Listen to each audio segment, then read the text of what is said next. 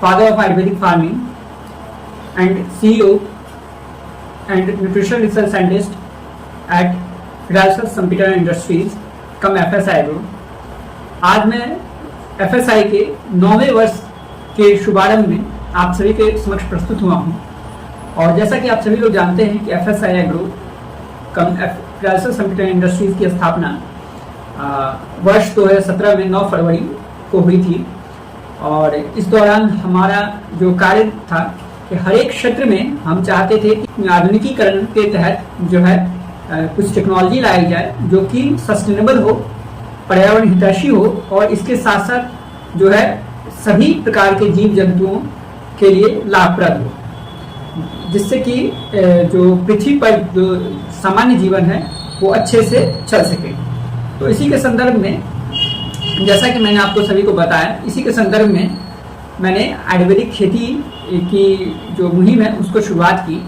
और इसके तहत जो है हमने जो हर मौसम, हर मिट्टी, हर फसल की खेती करने की शुरुआत की। जैसे गेहूं और धान, दोनों गेहूं, धान, मक्का तीनों एक ही साथ एक ही जगह पर एक ही मौसम में। उसी तरह से हर प्रकार की दाल, जैसे मूंग की दाल होगी, तुर की दाल होगी, मसूर की दाल होगी, वो हर मौसम उनको लगाना होगा एक ही जगह पे, एक ही समय में, एक ही मौसम में। और इसके साथ साथ हर तरह की सब्जी, मतलब एक साथ मल्टी लेयर आयुर्वेदिक फार्मिंग का मतलब होता है एक ही जगह पर, जिसका आपको यूट्यूब पे वीडियो भी अपलोड है, आप देख सकते हैं। मल्टी लेयर आयुर्वेदिक फार्मिंग के नाम से आपके स्क्रीन पर दिखाई दे रहा है, वो हमारे वीडियो को आप जाकर देखें। उसमें दिखाया गया है कि एक ही एकड़ में आप कैसे जो है 20 से 22 प्रकार के फसलों का उत्पादन ले सकते हैं। तो ये आयुर्वेदिक खेती का मतलब होता है, एक लाइन में आप समझिए तो हर मौसम, हर मिट्टी, हर फसल की खेती। मैं फिर रिपीट करता हूँ, आयुर्वेदिक खेती का एक लाइन में समझा जाए तो कम शब्दों में यही है कि हर मौसम, हर मिट्टी, हर फसल खेती, मतलब सालों भर अपने मनचाही फसल को उत्पादन ले सकते हैं एक ही जगह पे, एक ही मिट्टी पे। ऐसा नहीं है कि आप एक ही मिट्टी पे हर बार वही फसल को ले रहे हैं तो आपकी उत्पादन क्षमता घट जाएगी, नहीं, बल्कि वो और ज्यादा मजबूत होती जाएगी और हर बार 20% से 30% तक उत्पादन क्षमता इंक्रीज होती जाएगी। आप चाहें, लेकिन आपको मल्टी लेयर आयुर्वेदिक फार्मिंग करवानी है। इससे ये फायदा होगा कि जैसे कि अभी क्या है कि अभी एक जगह पे एक तरह की फसल उपजती है, जैसे आप ले राजस्थान में और गुजरात में जीरे की फसल उधर ज्यादा होती है, मूंगफली की फसल ज्यादा होती है, तो फिर वहां पर से जब बिहार पहुंचता है या बाद बाकी क्षेत्र पहुंचता है तो उसकी कीमतें बढ़ जाती है। लेकिन इसलिए हम लोगों ने रखा है मल्टी लेयर आयुर्वेदिक फार्मिंग, इसलिए हर मौसम, हर फसल, हर मौसम, हर मिट्टी, हर फसल खेती, जहाँ पे कि हर पूरे भारतवर्ष में, पूरी दुनिया में जो है हर एक फसल की खेती हम एक साथ कर पाएंगे, जिससे कि जो उसकी कीमतें हैं वो घटेंगी और भूखमरी की समस्या जो होगी, अनाज की जो भरपूर मात्रा की उपलब्धता की समस्या होगी, वो सबको जो है वो सबको हम लोग आसानी से खत्म कर सकेंगे। बेरोजगारी की समस्या भी खत्म हो जाएगी क्योंकि आप वैल्यू एडिशन कर पाएंगे, तो उससे ज़्यादा से ज़्यादा लोगों को रोजगार मिलेगा। जैसे इसके तहत आयुर्वेदिक खेती है क्या? कई लोगों को लगता है कि आयुर्वेदिक खेती जो हम लोग करेंगे तो ये आपको जैविक खेती के मुकाबले, प्राकृतिक खेती के मुकाबले है क्या? कई लोगों को लगता है आयुर्वेदिक खेती वही चीज है जो कि आप प्राकृतिक खेती बोलते हैं या जैविक खेती बोलते हैं। नहीं, जैविक खेती में आपको बैक्टीरियल बेस्ड होता है, या फिर आप कहें तो बैक्टीरियल बेस्ड के साथ साथ केचुआ खाद वगैरह का इस्तेमाल होता है। वो लोग नैनो टेक्नोलॉजी बेस्ड वगैरह टेक्नोलॉजी इस्तेमाल करते हैं, लेकिन हम लोग में ऐसा नहीं है। वही प्राकृतिक खेती में आप बात करें, प्राकृतिक खेती में देसी गाय को गोमूत्र कंपलसरी है और उसमें बीजामृत, जीवामृत वगैरह का इस्तेमाल होता है। खेती में ऐसा नहीं है, इसमें न किसी प्रकार का कोई गोबर का इस्तेमाल होता है, न किसी प्रकार की कुछ दूसरी, इसमें शुद्ध जड़ी बूटी का इस्तेमाल होता है। और FSI कंपनी के पास ये है, मेरे पास, सुमन सौरभ के पास ये वर्ल्ड का फर्स्ट जो है रजिस्ट्रेशन है, जो कि 100% जड़ी बूटी से बनाने दवाओं की खेती की दवाओं को बनाने की जो रजिस्ट्रेशन है वो मेरे पास कॉपीराइट है। ये टेक्नोलॉजी की जो फुल कॉपीराइट है। और अब जो FSI एग्रो की जो आयुर्वेदिक खेती है वो है क्या? तो इसका एक लाइन में समझें तो आयुर्वेदिक खेती का मतलब है हर मौसम, हर मिट्टी, हर फसल की खेती। मतलब आप सालों भर किसी भी मिट्टी पे, चाहे आपको पथरीली मिट्टी हो या भारत के किसी भी कोने में चल जाए, दुनिया के किसी भी कोने में चल जाए, वहां पर हर तरह की फसल की खेती कर सकते हैं। अब कई लोग सवाल करेंगे क्या अंटार्कटिका में आप क्या गेहूं की खेती कर सकते हैं? बिल्कुल कर सकते हैं, अगर उसको वैसी जलवायु परिवर्तन के हिसाब से, ठीक है, अगर हम वहाँ पे काम करें तो वहाँ पे भी खेती संभव हो सकती है। देखिए, आप ये भ्रम करना छोड़ दी, लेकिन वहाँ की वैरायटी दूसरी होगी, ये बात मैं मानता हूँ, वहाँ की वैरायटी दूसरी, लेकिन वहाँ पे भी हम लोग उपलब्धता कर सकते हैं। वहाँ पे सब्जी की खेती कर सकते हैं, वहाँ पे अनाज की खेती कर सकते हैं, ताकि वहाँ के लोगों को भी जो भोजन की उपलब्धता हो सके। सहारा रेगिस्तान हो गया या भारत का रेगिस्तान राजस्थान हो गया, उन सभी जगहों पे भी हम खेती कर रहे हैं और हमने करके भी ये दिखाया है अलग अलग क्षेत्रों में, हर एक मिट्टी पे, जिसकी आपको जानकारी हो गया हमारे यूट्यूब चैनल पे उपलब्ध है, या अलग अलग हमारे किसानों की हमें जानकारी उपलब्ध है। और हमने एक साथ हमने कई तरह के फसलों को हमने बताया एक ही समय पे। तो अब हम बात करते हैं कि जो आयुर्वेदिक खेती के माध्यम से जो है, अब आयुर्वेदिक खेती कैसे होती है, उसमें क्या अंतर है? तो आयुर्वेदिक खेती आप बेसिकली ये समझिए कि जो हम लोग जड़ी बूटियों से बनी हुई दवा जो है वो क्या करती है, वो हमारे तो ऑलरेडी, चूंकि हम सभी लोग जानते हैं कि हमारे पर्यावरण में 78% नाइट्रोजन है, और चूंकि जब पृथ्वी पर जीवन नहीं था उससे पहले कार्बन जो है आपको जो है 98% के करीब जो है 95-98% के करीब जो है हमारे पर्यावरण में कार्बन है, जिसकी वजह से वहाँ पे जीवन संभव ही नहीं था। फिर अचानक क्या परिवर्तन हुआ, लोग ये सोचते हैं क्या परिवर्तन हुआ, तो फिर आप जब जानेंगे तो क्या होगा कि नाइट्रोजन जो है धीरे धीरे करके जो है उन सभी जो जितने भी जीवन में तत्व हैं, जितनी भी चीजें आप ठोस पदार्थ चाहे आप कुर्सी देख रहे हो, इंसान को देख रहे हैं, किसी जीव को देख रहे हैं, वो सारे कार्बन तत्वों से बने हुए हैं। तो उनका जो उनका सॉलिडिफिकेशन जो है कैसे हुआ, वो नाइट्रोजन के माध्यम से हुआ। इस कारण से नाइट्रोजन जो है, नाइट्रोजन साइकिल राइजोबियम बैक्टीरिया जो है इसमें बहुत बड़ा रोल निभाई। और राइजोबियम बैक्टीरिया जो है आपको नाइट्रोजन फिक्सेशन बैक्टीरिया जो है वो पर्यावरण में हर जगह है, हमारी पृथ्वी पर हर जगह है, जो कि लगातार नाइट्रोजन का जो है उत्सर्जन करती रहती है, जिसके माध्यम से जो है आपको जो भी चीज़ ठोस अवस्था में है वो ठोस अवस्था में बनी रहती है। वहीं जहाँ पर नाइट्रोजन की उपलब्धता कम हो जाती है वहाँ पर आपको कार्बन उत्सर्जन बढ़ जाता है, और कार्बन उत्सर्जन जब बढ़ता है तो फिर आपको वहाँ पे चाहे कार्बन मोनोऑक्साइड हो गया या गैस के रूप में कार्बन रिलीज होता है, जिस कारण से जो है हमारे पर्यावरण को नुकसान होता है। तो इसलिए जो है नाइट्रोजन साइकिल का बने रहना बहुत ज़्यादा जरूरी है, ताकि हमारी पृथ्वी जिस अवस्था में है उस अवस्था में बनी रहे। तो हमारी जो आयुर्वेदिक जो दवाएं हैं वो क्या करती है, इन्हीं गुड बैक्टीरिया के लिए एक फूड का काम करती है। आयुर्वेदिक खेती क्या है, तो वो हर मौसम, हर मिट्टी, हर फसल खेती है। लेकिन ये कैसे काम करती है, ये क्या करती है, जितनी प्रकार की हमारी आयुर्वेदिक जड़ी बूटी की दवाएं होगी उनके लिए ये फूड का काम करती है। और ये जो गुड बैक्टीरिया, जितनी प्रकार आयुर्वेदिक दवाएं होगी ये क्या करती है, फूड का काम करती है गुड बैक्टीरिया के लिए। जितने प्रकार good bacteria, nitrogen fixation bacteria जितने होंगे उनके लिए आपको फूड का काम करती है। और जिनको इतना ज़्यादा भोजन उनको मिलेगा वो उतनी ज़्यादा अपनी संख्या को बढ़ाएंगे, और उनकी संख्या जितनी ज़्यादा बढ़ेगी उतना ज़्यादा नाइट्रोजन साइकिल तेज होगा। नाइट्रोजन साइकिल तेज होगा तो सीधी सी बात है, उनकी फर्टिलाइजर की उपलब्धता जो है, खाद की उपलब्धता खेतों में मिल जाएगी, फॉस्फोरस की उपलब्धता मिल जाएगी, पोटेशियम की उपलब्धता मिल जाएगी, सल्फर कैल्शियम की उपलब्धता हो जाएगी। तो इस माध्यम से जो है हम लोग की दवाएं जो है पौधे को अंदरूनी रूप से भी मजबूत करती है, साथ ही साथ जो है हमारी जो आयुर्वेदिक खेती के माध्यम से जो है आपको पौधे का जो इंटरनल इम्यूनिटी हुआ, जो आंतरिक जो क्षमता होगी उसको भी बढ़ाती है, प्लस सेल्फ इन्वायरमेंट क्रिएट करती है। मतलब हर किसी का अपना एक ऑरा होता है, जितना भी आपके घर में आप कोई भी जीव हो गया, कोई भी इंसान हो गया, हर किसी का एक अपना सेफ स्पेस होता है। वो स्पेस को ये आयुर्वेदिक खेती के माध्यम से आयुर्वेदिक दवाएं जो उनका सेल्फ इन्वायरमेंट जो उनका हो गया उसको मजबूत बनाती है, ताकि वो जब ऑक्सीजन, क्योंकि जितने भी जीव पृथ्वी पर है वो ऑक्सीजन के माध्यम से ही जीवित हैं। चाहे वो पेड़ पौधे आपको रात के समय ऑक्सीजन दें, लेकिन वो भी ऑक्सीजन पे ही जीवित हैं। चाहे आप कोई भी जीव ले लो वो भी ऑक्सीजन पे ही जीवित हैं।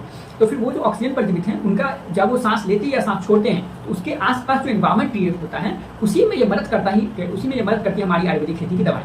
वो क्या करती है, वहाँ पर बीमारियों जो आसपास जो आपको जब इंटरनल जैसे वायरस हो गए, जो हार्मफुल वायरसेस हो गए, हार्मफुल फंगस हो गया, हार्मफुल बैक्टीरिया जो वहाँ पे आसपास भटक रहते हैं उनको खत्म करती है, उनके लिए सुरक्षा कवच बनाती है। प्लस आंतरिक जो समस्या आ गई उसको भी खत्म करती है, पौधे के फूड के रूप में जाती है, तो पौधे की इंटरनल इम्यूनिटी को मजबूत करती है, उसे पोषण प्रदान करती है, पौधे को हर प्रकार के पोषक तत्व प्रदान करती है। तो जिस कारण से हर एक पौधा का आपको एक आंतरिक एक सेल्फ इन्वायरमेंट क्रिएट होता है, एक एक्सटर्नल सेल्फ बाहरी और आंतरिक सेल्फ इन्वायरमेंट क्रिएट होता है, जिससे आप हर मौसम के फसल को आप हर मौसम में उपजा सकते हैं, सालों भर उपजा सकते हैं।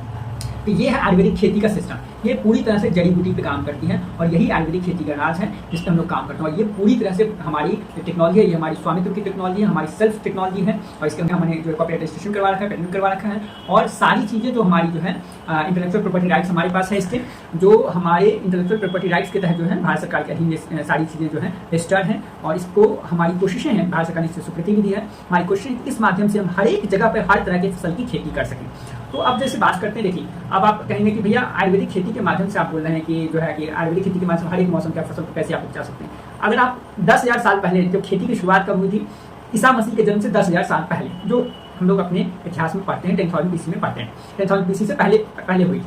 तो 10,000 BC पहले हुई थी, तो 10,000 BC बिफोर क्राइस्ट जो है ईसा मसीह के जन्म से 10,000 साल पहले, मतलब अभी आप कह लें तो अभी 12,025 2025 अभी चल रहा है, तो 12,025 वर्ष पहले जो है खेती की शुरुआत हुई। तो क्या आप जरा सोचिए, आज जो पद्धति चल रही है, जो रासायनिक कंपनियां जो कि लोगों को मूर्ख बना रही है कि कहते हैं कि भैया आप गेहूं की खेती रबी के सीजन में ही कर सकते हैं, इसकी खेती उस सीजन में ही कर सकते हैं उसमें, तो क्या आप बताइए, क्या वो लोग उसमें उतने बुद्धिमान थे? क्या आप उन लोगों के पास क्या ऐसा कोई टेक्नोलॉजी थी तो वो लोग ये पकड़ सकते हैं कि भैया ये इस मौसम में होता नहीं?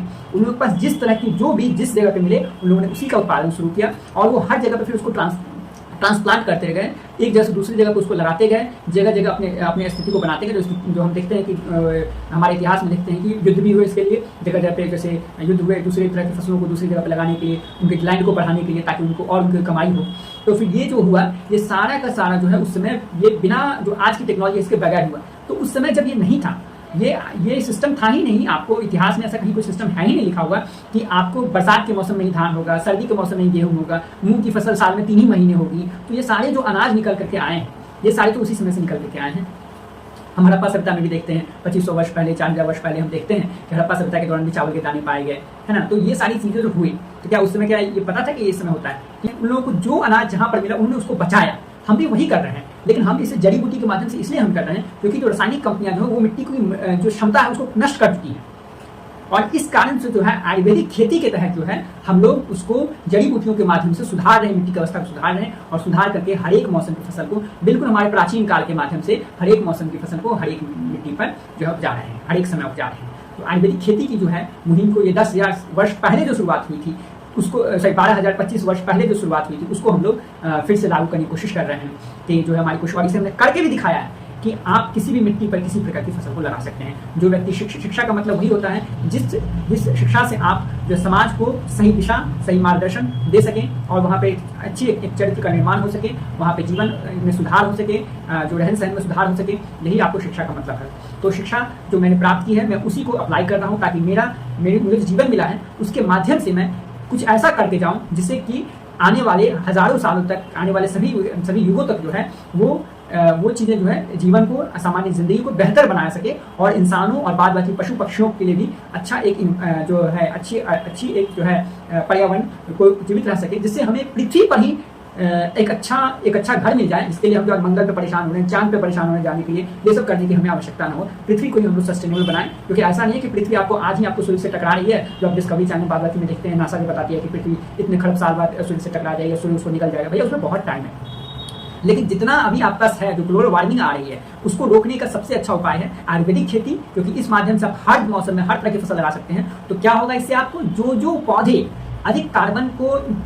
अधिक मात्रा में कार्बन के उत्सर्जन को घटाते हैं वो सारे पौधे आप हर एक मिट्टी पे हर एक समय लगा सकते हैं। तो इससे क्या होगा, ज़्यादा से ज़्यादा आप ग्लोबल वार्मिंग को बहुत तेजी से रोक पाएंगे। तो ये सिर्फ आयुर्वेदिक खेती ही कर सकती है, अन्य दुनिया की कोई टेक्नोलॉजी नहीं कर सकती। और ये हमने करके दिखाया है, हम जो बोल रहे हैं उसको हमने विद प्रूफ हमारे पास अपलोडेड है, लोग जाके देख सकते हैं। कि आज हमारी कोशिशें हैं कि आज भारत सरकार जो है अपने दम पर, भारत सरकार जो हमारी नरेंद्र मोदी जी की सरकार जो है, वो बीजेपी की सरकार जो है, एनडीए की सरकार, आप देख रहे हैं कि 80 करोड़ लोगों को हर एक महीने जो है अनाज फ्री में दिया जा रहा है। अनाज में आपको जैसे गेहूं और फिर धान, गेहूं और चावल दिया जा रहा है, इसके अलावा कहीं पे दलहन, कहीं पे तो बाकी चीजें मिलती हैं, लेकिन उतनी मात्रा में दलहन नहीं मिल पा रही है, या फिर चीनी वगैरह सब कुछ उतनी मात्रा में नहीं मिल पा रही, लेकिन गेहूं चावल मिल पा रहा है। तो चूंकि गेहूं चावल से तो सभी का सिर्फ हर एक का पोषण पूरा होगा नहीं, तो इसके लिए जो है अब जो है हमने इसी के लिए रखा है कि अगर हम हर एक तरह की फसल को, जैसे दलहन की खेती को हम सालों भर करेंगे, तो इससे क्या होगा कि सरकार ने भी जो प्रोजेक्ट रखा है, दलहन के लिए एक प्रोजेक्ट रखा है कि उसको ज़्यादा से ज़्यादा उपलब्धता करना। सरकार ने इस बार के बजट में भी कहा है, भारत सरकार ने, कि ज़्यादा से 100% दलहन की जो पैदावार को खरीदा जाएगा भारत सरकार के द्वारा, अच्छी एमएसपी पे खरीदा जाएगा।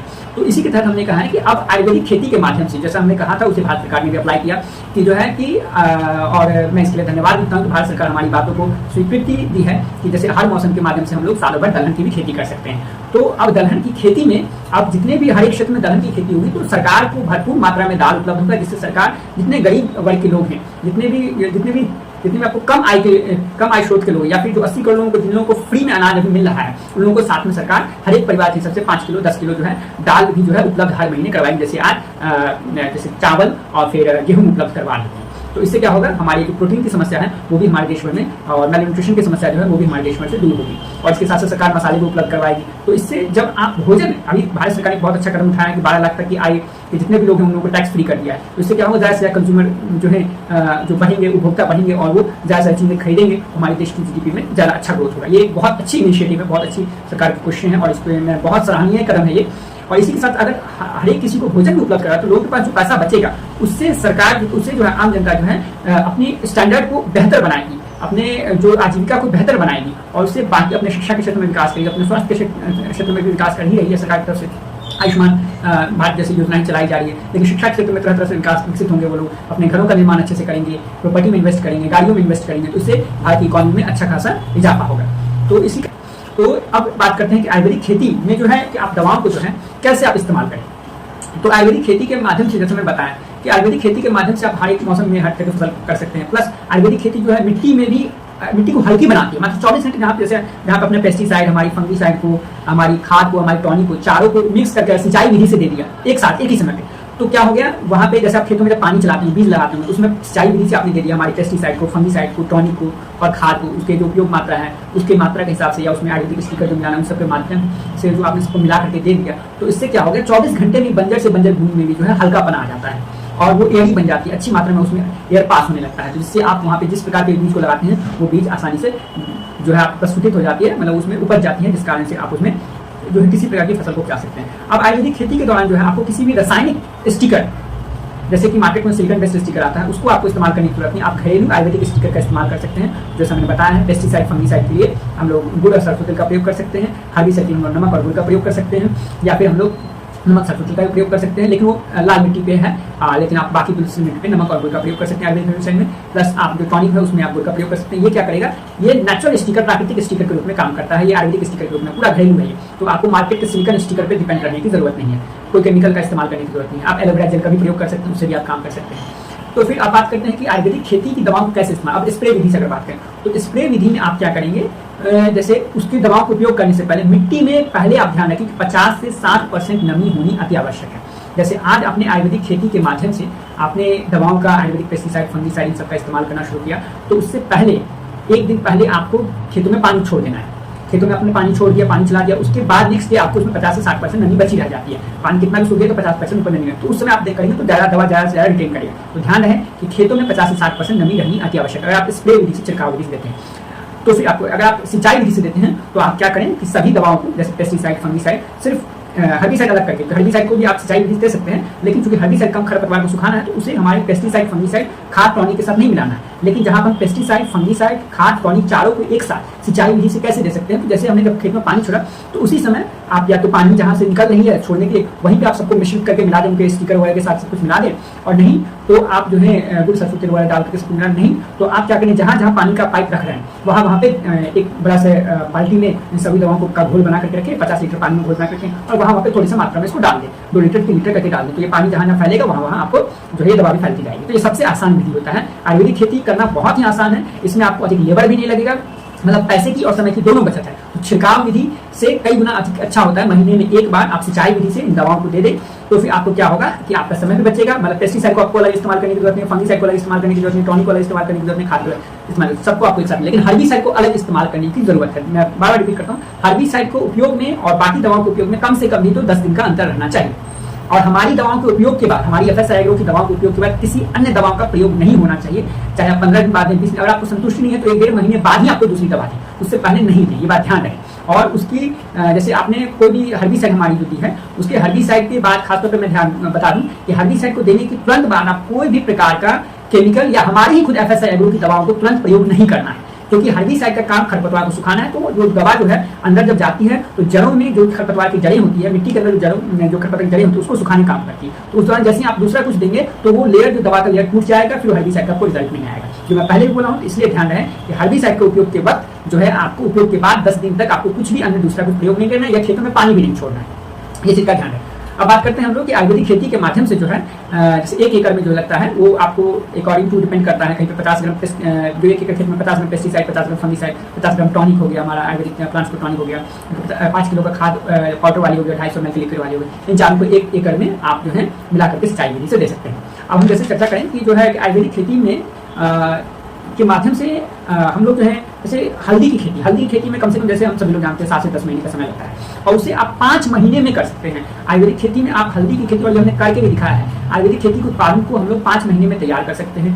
केले का जो, जब आप केले का कहीं जगह कर्नाटक में, कहीं जगह महाराष्ट्र वगैरह के राज्य में क्या होता है कि केले का हमने टिश्यू, आज हमने कल्चर केले का टिश्यू आज छोटा पौधा लगाया है, और लगाने के हमें लगभग 8-10 महीने का इंतजार करना पड़ता है केला में, पपीता में, उसके उत्पादन देने के लिए। लेकिन हमारी आयुर्वेदिक खेती में ऐसा नहीं है। आप उसको 5 महीने में, अगर आप हर महीने हमारे पेस्टिसाइड का 50 ग्राम पेस्टिसाइड 1 एकड़ में, 50 ग्राम फंगीसाइड, 5 किलो का खाद पाउडर वाला, 250 ml लिक्विड वाली आयुर्वेदिक खाद, इसके अलावा 2.5 किलो की जो ये पाउडर वाली खाद होगी या लिक्विड वाली खाद, और पाउडर वाली खाद के साथ साथ जो है आपको 50 ग्राम टॉनिक जो है, इन चारों का जो आप प्रयोग करते हैं, 5 का जब प्रयोग आप करते हैं, तो फिर जो आयुर्वेदिक खाद जो आप साथ में देते हैं, सब कुछ हर महीने देते हैं, तो क्या होता है कि 5 महीने लगातार देने के बाद 6ठे महीने से ही जो है आपका उत्पादन देना वो शुरू करते हैं। मतलब 5 महीने के एंड, मतलब मध्य आते ही जो है आप देखेंगे उसमें फ्लावरिंग फ्रूटिंग होना शुरू हो जाएगा, और 5 महीने का लास्ट होते होते आपको पौधा फसल देना शुरू। जैसे केले का उत्पादन शुरू हो जाएगा 5 ही महीने में, पपीते का उत्पादन शुरू हो जाता है, हल्दी का हमने उत्पादन करके दिखाया, केला भी हमने दिखाया कि सालों भर। और एक बार जो केला लग गया, नॉर्मली लोग क्या करते हैं, केले का उत्पादन लेने के केले को जड़ सहित काट देते हैं, काटना नहीं है उसे, एक बार लगाने का आप 4 साल लगातार उसका उत्पादन 4 से 5 साल तक ले सकते हैं। कम से कम 3 से 4 साल आप आसानी से ले सकते हैं। उसको लगा दिया और हर एक 3 महीने 4 महीने में आप एक बार में एक पेड़ से आप केला उत्पादन ले सकते हैं। तो बार बार आप साल में कम से कम 4 बार केले का उत्पादन ले सकते हैं। पपीते का 3 से 4 बार आप उत्पादन ले सकते हैं। आप चाहे आप इसका पपीते का जब उत्पादन होगा तो महीने के 10 से 5 महीने के बाद आपको उत्पादन देना शुरू कर दिया तो पपीते में हर महीने का उत्पादन ले सकते हैं। जो पपीता एक पौधे में आपको कई सारे पपीते आपको होते हैं।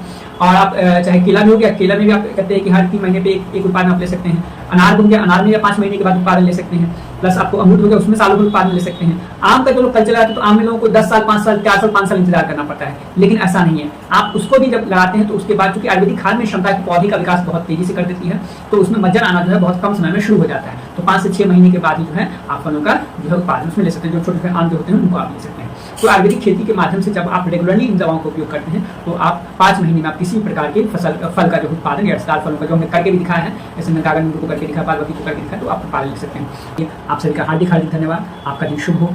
हरे कृष्ण। जय हिंद। हरे कृष्ण।